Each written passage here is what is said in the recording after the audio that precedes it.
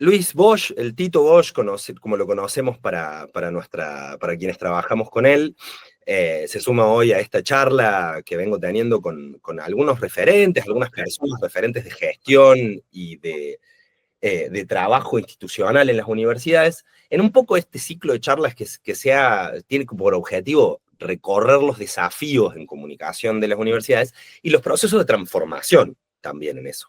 Nosotros nos conocemos desde mi paso por la comunicación de la Facultad de Ciencias Exactas, Físicas y Naturales de la Universidad Nacional de Córdoba, y algo que en el recorrido que yo he hecho en relación al mundo de la comunicación y de la gestión, en una carrera bastante más corta que la tuya, Tito, respecto de la gestión pública, siempre emerge algo de las personas que te van conociendo a vos, es que venís con una perspectiva distinta a la perspectiva tradicional que se tiene en la gestión pública y un poco en la tarea que vos has tenido como secretario de Extensión de la Facultad de Ciencias Exactas, que es ordenar toda una propuesta de servicios hacia la comunidad que deben haber sido unos buenos desafíos en esa particular Facultad de Ciencias Exactas, Físicas y Naturales que hemos tenido. En primer lugar, agradecer del tiempo y que nos cuentes un poco a cuáles son a los desafíos que vos te entregas y cuál es tu mirada sobre la comunicación como para alargar en relación a la comunicación de las universidades, pero en particular del área de extensión de las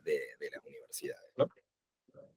Bueno, ¿qué tal? Bueno, el agradecido soy yo. Me encanta poder participar contigo de esto. Y básicamente mi trabajo comenzó en el 2016, cuando me convocó. 2013 hasta el 2016 estuve como prosecretario y 2016 como secretario de Extensión. Y en realidad se me convoca no por una cuestión política, sino por mi relación con la extensión o la vinculación. Había sido director de un centro de estudio territorial que se llama de transferencia en la facultad, pero fundamentalmente por mi trayectoria como empresario de la ingeniería, de más de 30 años en eso. Entonces, se me convoca en ese sentido, para poder transformar un poquito, modificar la mirada que había desde la extensión en Exactas. Convengamos que ya Exactas tiene una trayectoria muy importante como vinculación fundamentalmente en el asesoramiento y en el desarrollo de proyectos, pero eran muy aislados y con una determinada magnitud. Cuando se me invita desde el decanato a participar en esto, lo tomo más como un tema gerencial. Mi trabajo fue más gerencial que de secretario, de gestión universitaria y pública, digamos, esa es la realidad. Por supuesto que tuve el apoyo tanto de uno como de otro decano en su momento, como para poder tener, no te digo vía libre, porque todo era consultado, pero sí poder transitar e incorporar cuestiones que se manejan dentro de la empresa en la gestión.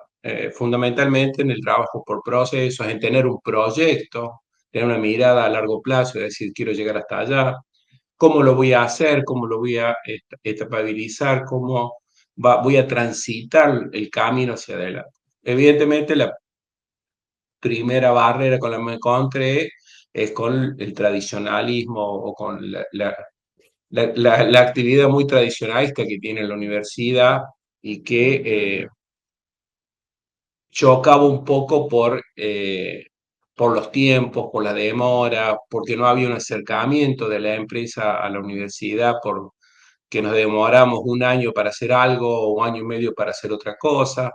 Entonces, remar con esa, valga el término, remar con eso fue un trabajo muy, muy arduo. En extensión eran solamente 3 personas y para hacer esta transformación había que empezar a transitar con más personal. A partir de ahí empezamos a gestionar nuestros propios convenios como secretaría.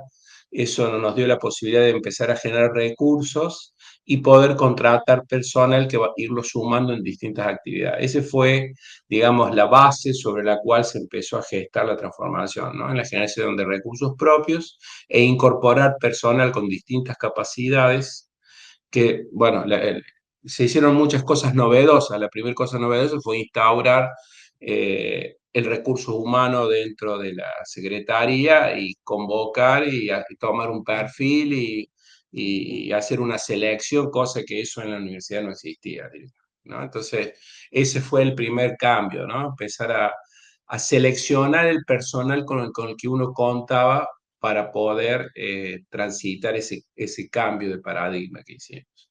Bueno, empezamos con 3, hoy día hay 32 personas en la secretaría, la magnitud que tiene la secretaría también ya hoy es un problema, un problema adicional, ¿no?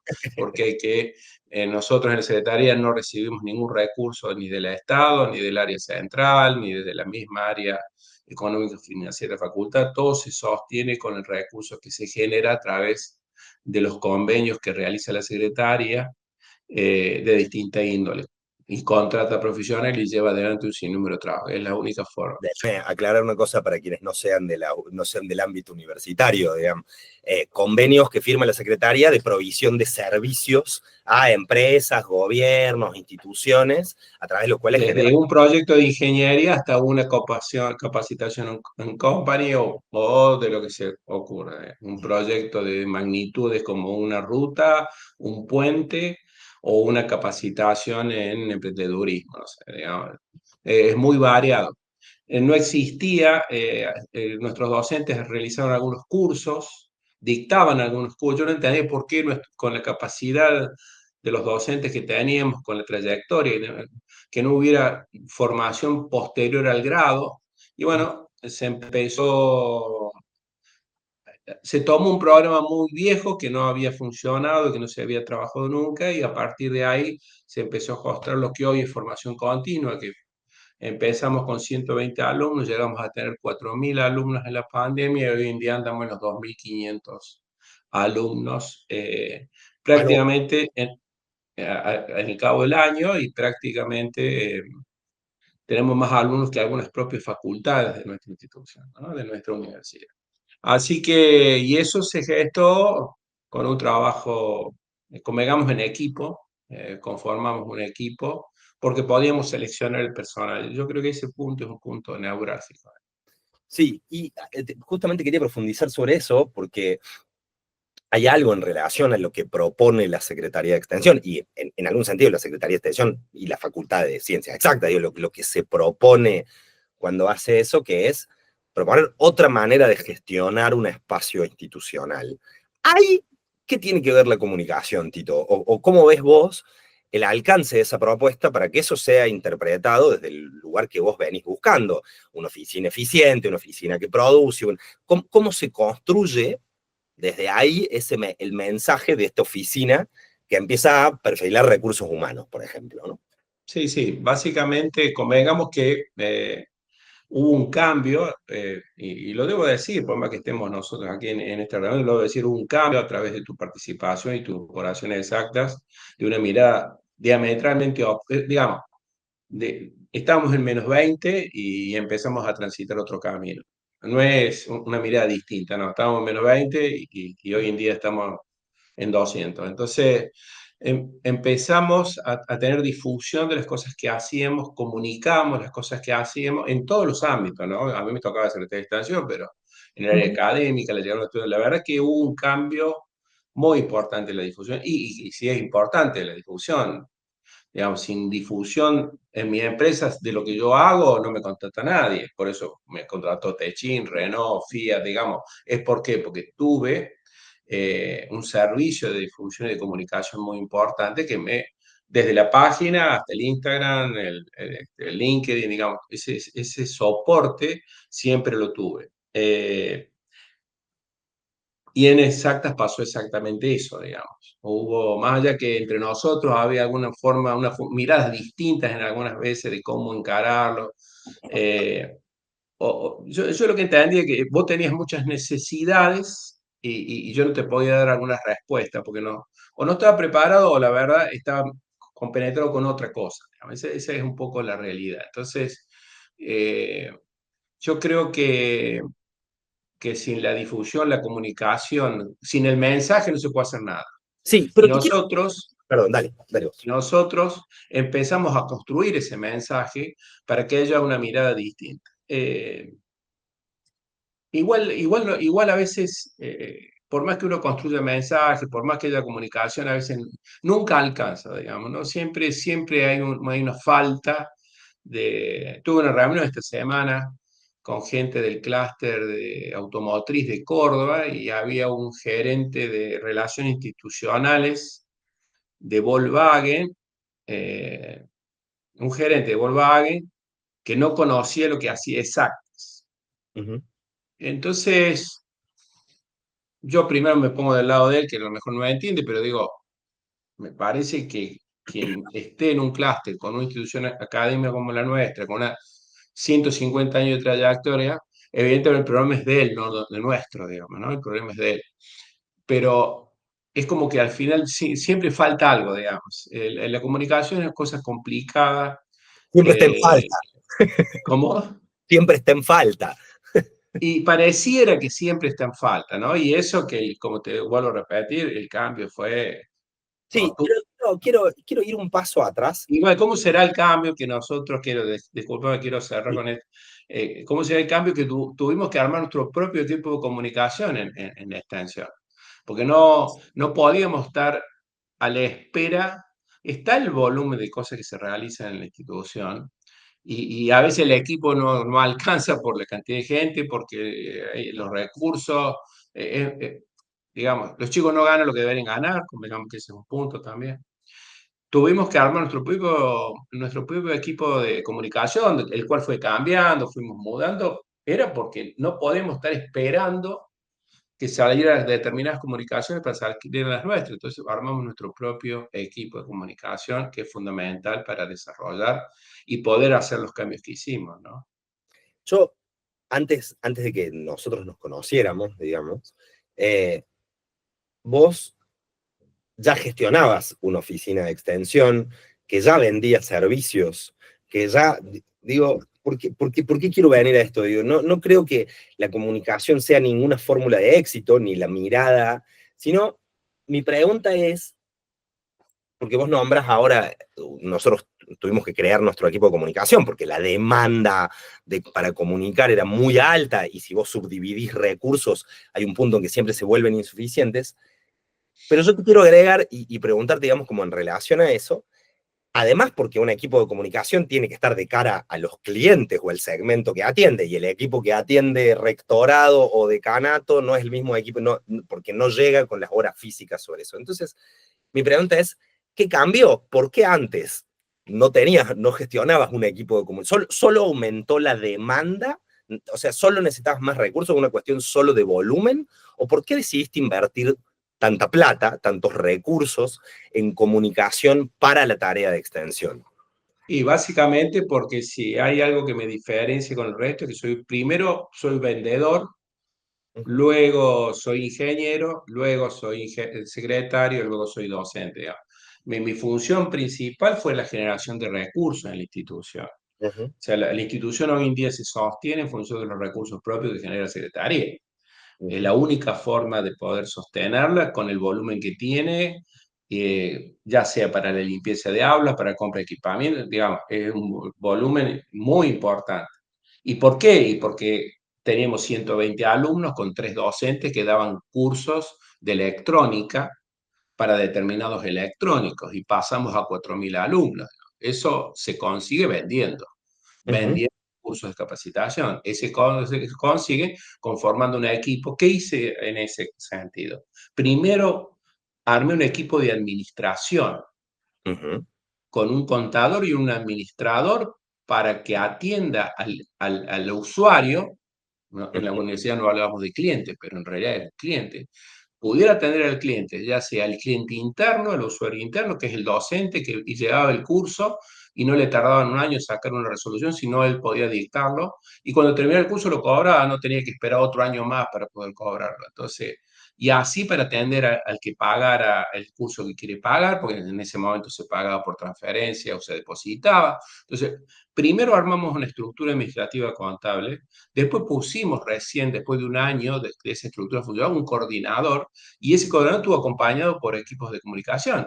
Es la única forma de pasar de 120 a 4.000, no hay otra forma. Cosa que no quiero hablar de valores, pero la facturación nuestra multiplicó por 80 en 3 años.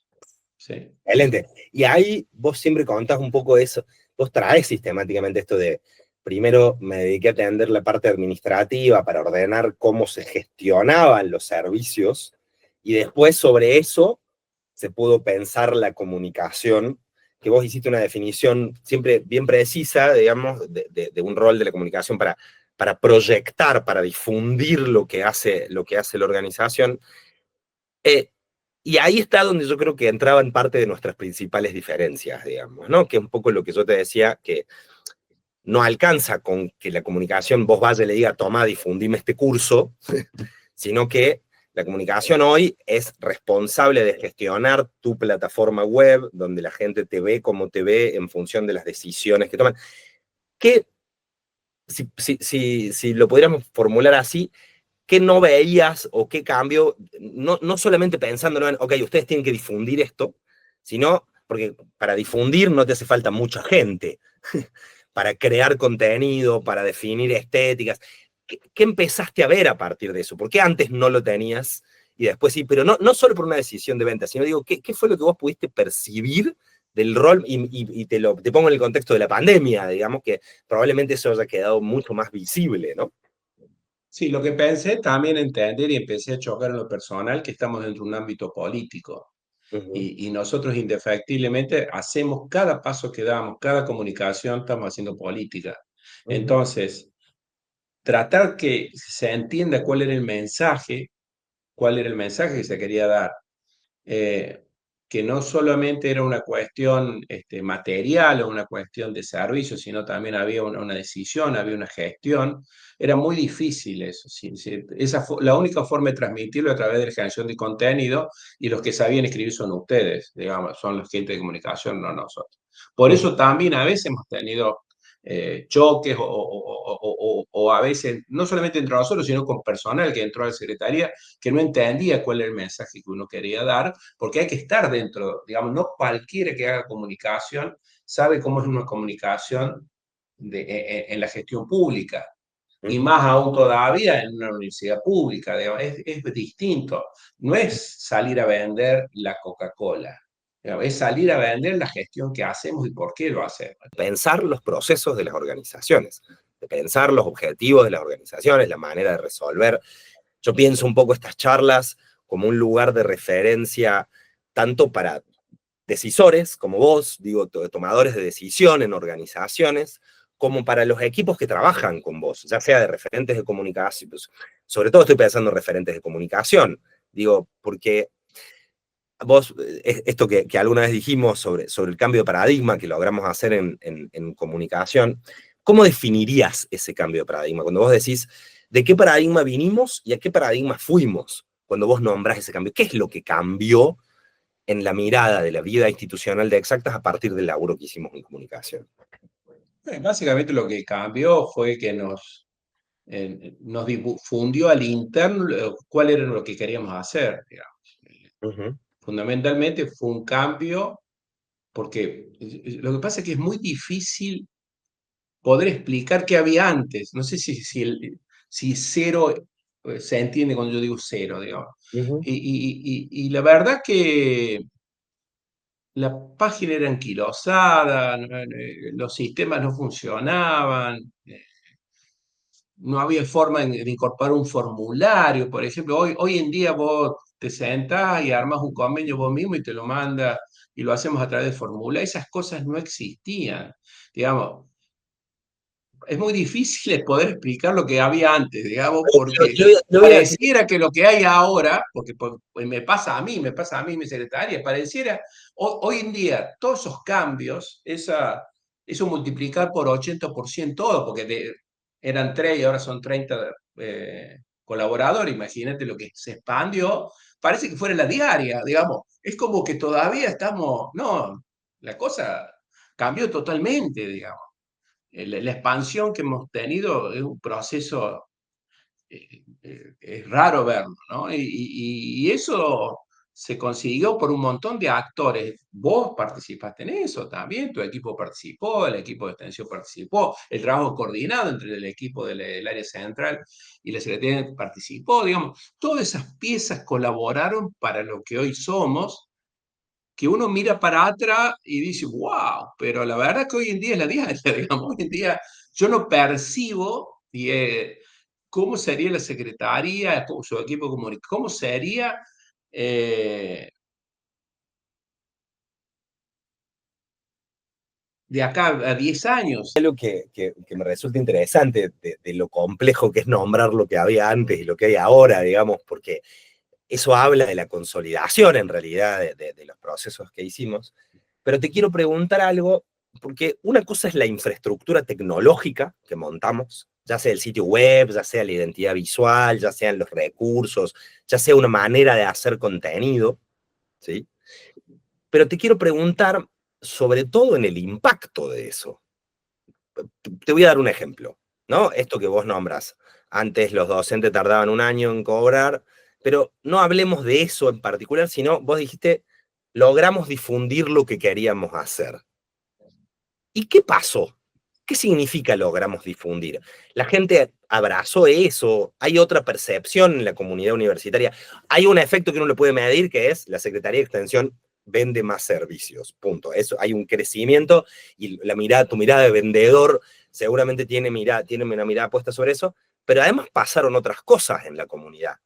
¿Qué otras cosas? Y pensando en la mirada de comunicación que tiene este ciclo de charlas, pero digo, para asociarlas de ese lado, ¿qué otras cosas pasaron respecto de qué se conoció más, a quiénes se llegó más, qué percepción tiene la comunidad sobre eso? ¿Cómo ves esa parte, no?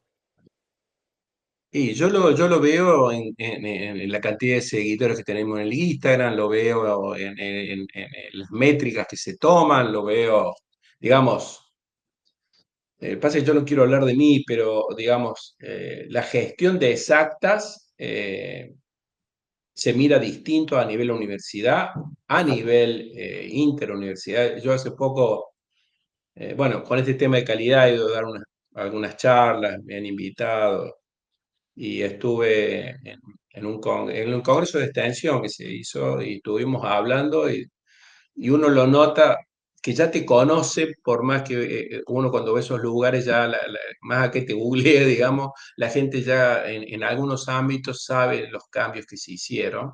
Uh -huh. Entonces, la transmisión, la difusión de esos cambios, porque mirá que hemos trabajado en comunicación con el tema de las cosas que se han hecho, sobre todo estos últimos 3 años, ha sido una cosa exponencial. Eh, Hoy en día le ha dado un posicionamiento a la facultad a nivel nacional muy importante. Y uno lo vive porque, no por mí, digamos, no quiero hablar de mí, sino porque me llaman para dar una charla en Uruguay, porque me llaman para hacer un webinar, como hice el otro día con el CIPSA, porque me llaman, digamos, y vos te das cuenta que eso se debe a que no es por uno solo, sino por todo este equipo de gente que ha trabajado en esto.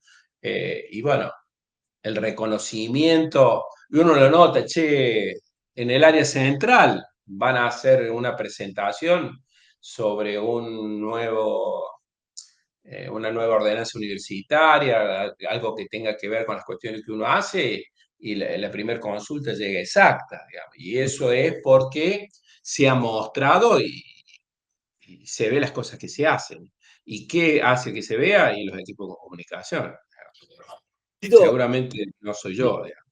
Tito, bueno, hay un rol que es el rol de la gestión. Pues, digo, vos decís, no quiero hablar por mí, pero me llaman a dar estas charlas, llaman al secretario de Extensión, más allá de que sea Sí, Luis sí, Bosch el que es actualmente, sí. digo, también tiene que ver con un rol institucional que me parece que es muy importante. Hoy, la oficina de Extensión, hay algo que vos decís, vos no te la imaginás sin su equipo de comunicación, ¿no? Ujú.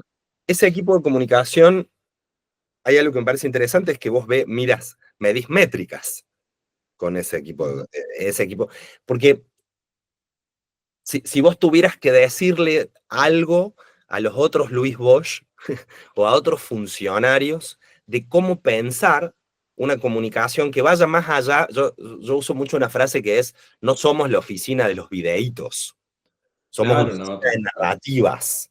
¿Qué le dirías vos a alguien que está en una posición, no digo parecida a la tuya, pero que está desarrollando infraestructura? Te voy a cambiar la pregunta. ¿Qué hubieras hecho distinto o qué hubieras hecho antes de tener la posibilidad de hacerlo respecto de comunicación? Si vos tuvieras que reflexionar en esa mirada de aprendizaje, si vos con el diario del lunes vos decís, pará, el LinkedIn lo tendríamos que haber abierto antes, tendríamos que haber hecho un equipo antes. ¿Qué sí, sí, el tema, y por eso a veces la distorsión con las cosas.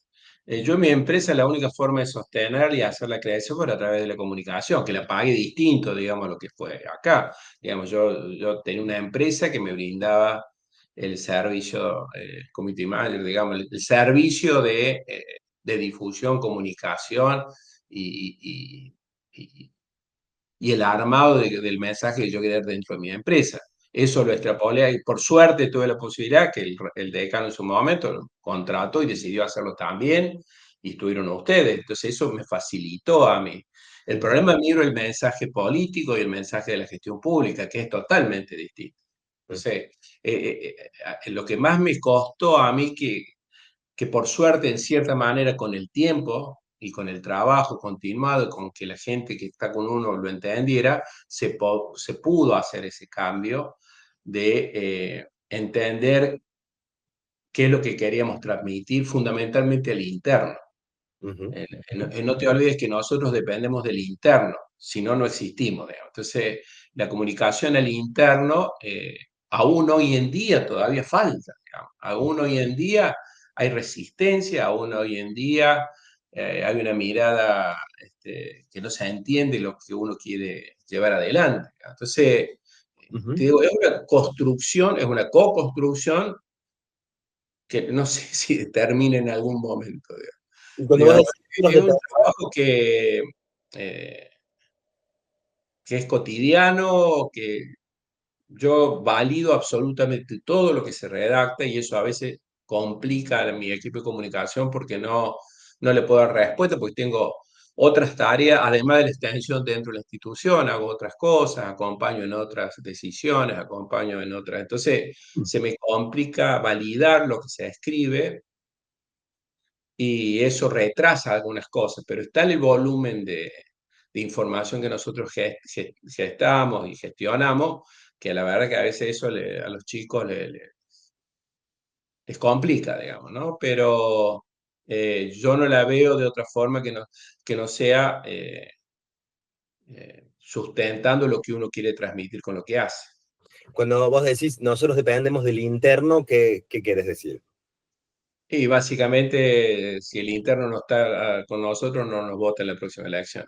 Ok, lo preguntaba intencionalmente porque Sí, eh, un poco mi llegada y la llegada con el equipo que yo llegué tuvo que ver con lo electoral, digamos, pudimos construir un sí, sí. mensaje político, porque eso me parece que es otra de las piezas que se rescatan y ahí sí te digo que le hables a otros funcionarios que están en tu rol o ¿qué les dirías que tengan en cuenta respecto de un equipo de comunicación? ¿Qué recomendaciones vos le podrías hacer cuando alguien está diciendo, che, no sé muy bien qué hacer con comunicación, o no resuelvo, tengo problemas, o cuando llegás a alguna institución que ves que tiene problemas comunicacionales, otras secretarías de extensión, ¿cuáles serían tus recomendaciones a otra persona como vos respecto de Sí, esto? básicamente lo que tenés que tener una persona que esté comprometida con lo que vos querés hacer, que entienda lo que vos querés hacer, que entienda tu mensaje y entienda cuando a veces vos necesitas salir primero con esto y después con esto, porque como dijimos desde el principio de esta charla,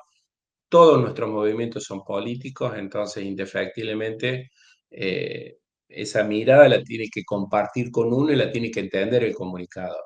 Uh -huh. Y esa persona tiene que saber redactar, tiene que ser una persona inteligente, una persona que, no sé, que entienda cómo es la red de valor de lo que uno gestiona, para poder transmitir lo que uno quiere transmitir en palabras, o así sea en un pequeño texto o en un gran texto, ¿no?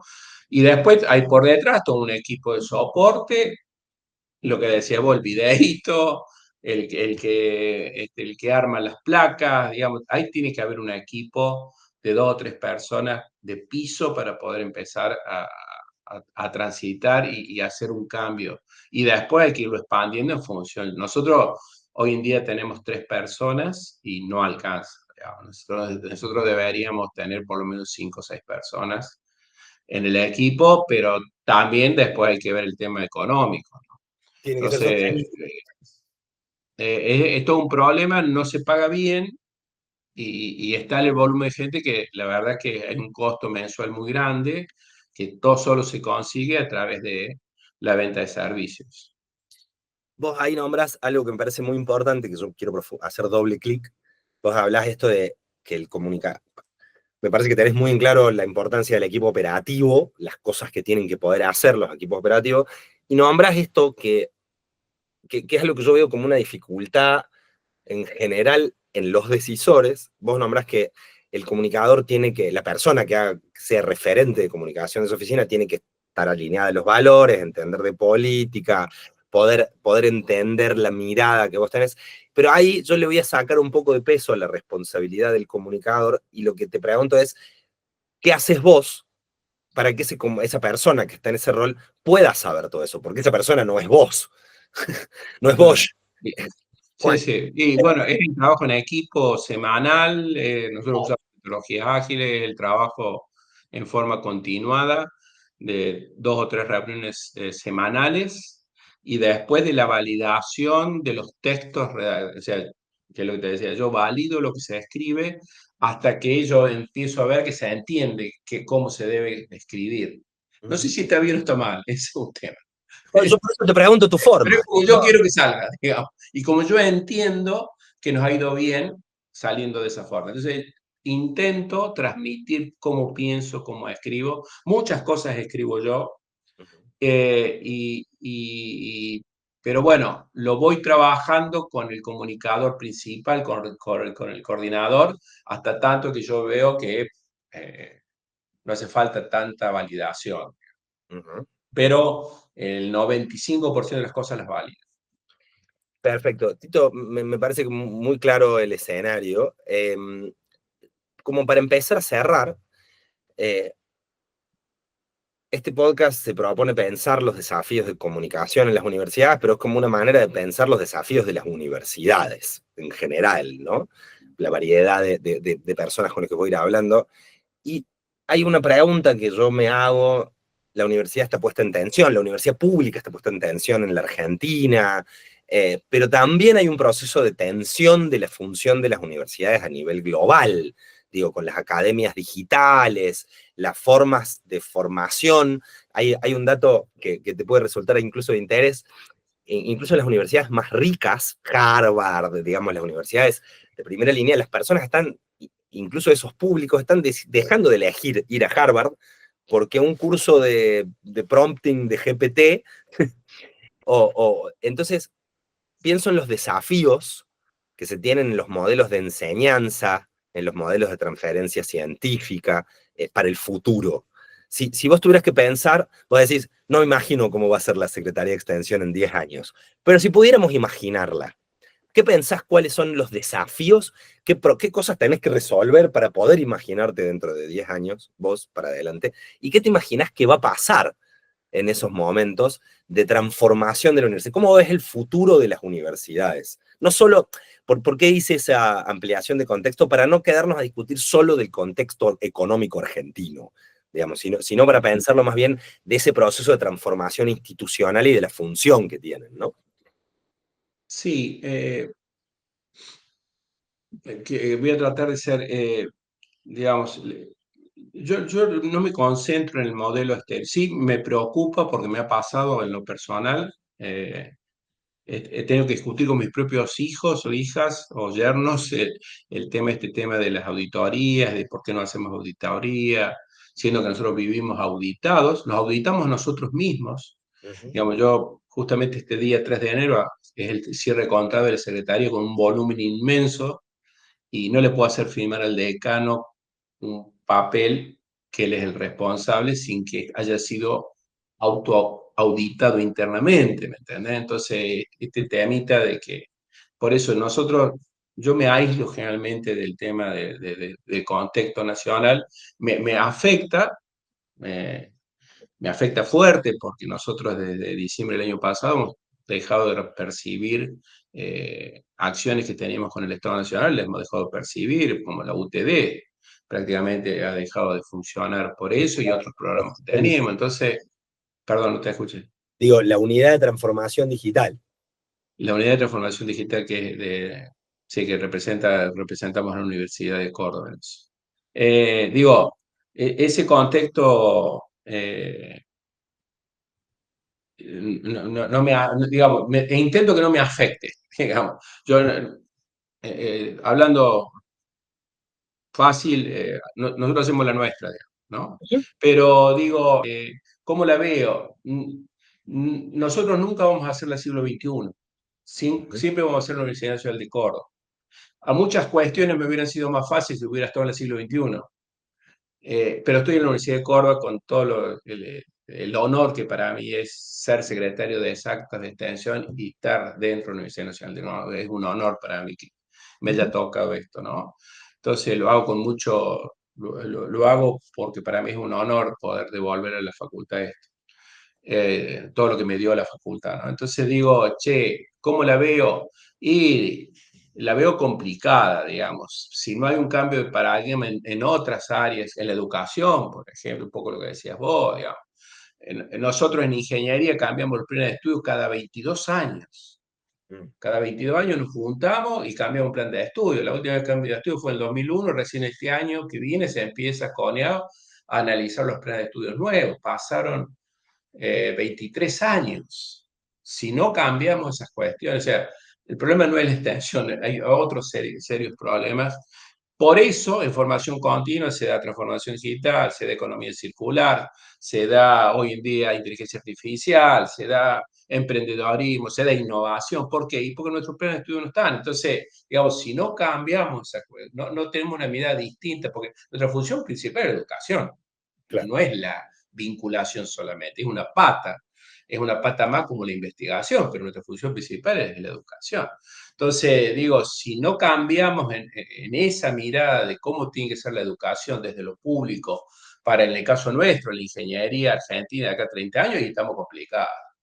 Estamos complicados. Y en ese sentido, ¿cuál es el rol de la comunicación para eso? ¿Qué puede aportar la comunicación para esa transformación? ¿Hay algo? Me podés responder perfectamente, no tiene nada que ver, ¿eh? Pregunto si vos No, ves... no, no, no, para nada. Mira vos, una discusión que tuve. La tuve hace 2 días con un docente que me vino a hablar y la tuve con mi equipo de comunicación. Hay algunas áreas donde se hace mucho hincapié en la comunicación, que son en las pasantías rentadas, Uh -huh. ¿no? Y la verdad que como vinculador para mí no hay que hacer énfasis en esas cosas, digamos, sí en otras áreas, en acompañar a nuestros estudiantes, que haya una conexión entre la empresa y el estudiante, o sea, difundir qué cosas pueden hacer nuestros estudiantes en una empresa, pero no como pasante, no como trabajador, porque si no se utiliza al estudiante para tener empleado barato, y esa discusión la tenemos al interno, ¿entendés? Claro. Entonces, si vos me decías a mi comunicador, ¿hacemos pasantía? ¿Hacemos la divulgación? Sí, la hacemos, pero no salgo a vender a mis alumnos. ¿Sí? Yo no salgo a que mis alumnos se vayan a la empresa.